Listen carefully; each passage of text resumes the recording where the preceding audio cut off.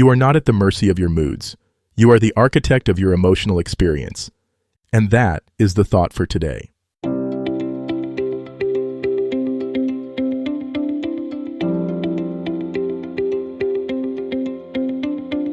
Welcome to 7 Good Minutes.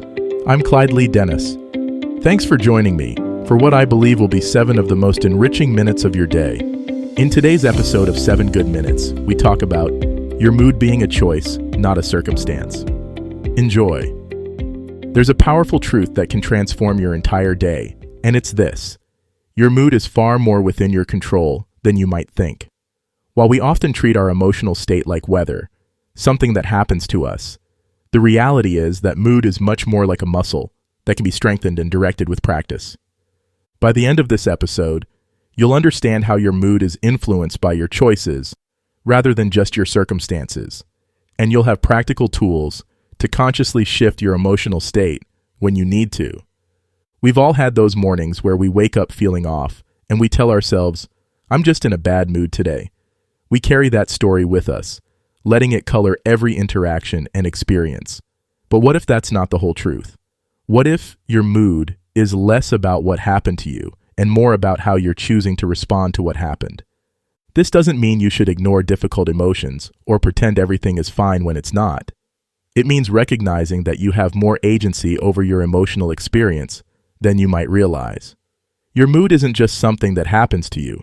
It's something you participate in creating. Think about 2 people stuck in the same traffic jam. One person sits there fuming, letting frustration build with each passing minute. The other person takes a deep breath, puts on music they enjoy, and uses the time to practice gratitude or simply be present. Same situation, completely different moods. The difference isn't the traffic, it's the choice each person made about how to respond. Your mood is influenced by many factors: your thoughts, your physical state, your environment, your focus, and yes, your circumstances. But here's what's interesting. Most of these factors are more within your control than you might think. You can't always control what happens, but you can influence how you process and respond to what happens. Consider your thoughts. Your mind is constantly creating stories about your experiences, and these stories directly impact your mood. If you wake up thinking, "This is going to be a terrible day," you're setting yourself up for that experience. But if you wake up thinking, "I wonder what good things might happen today," you're creating space for a different kind of experience. Your physical state also plays a huge role in your mood. When you're tired, hungry, or physically uncomfortable, everything feels harder. But these are often things you can address. Getting enough sleep, eating nourishing food, moving your body, and taking care of your basic needs aren't just good for your health. They're mood management tools. Your environment matters too. The spaces you spend time in, the media you consume, the conversations you engage in, all of these influence your emotional state. You might not be able to control everything in your environment, but you can make conscious choices about what you expose yourself to. Perhaps most importantly, your focus shapes your mood. What you pay attention to grows in your experience.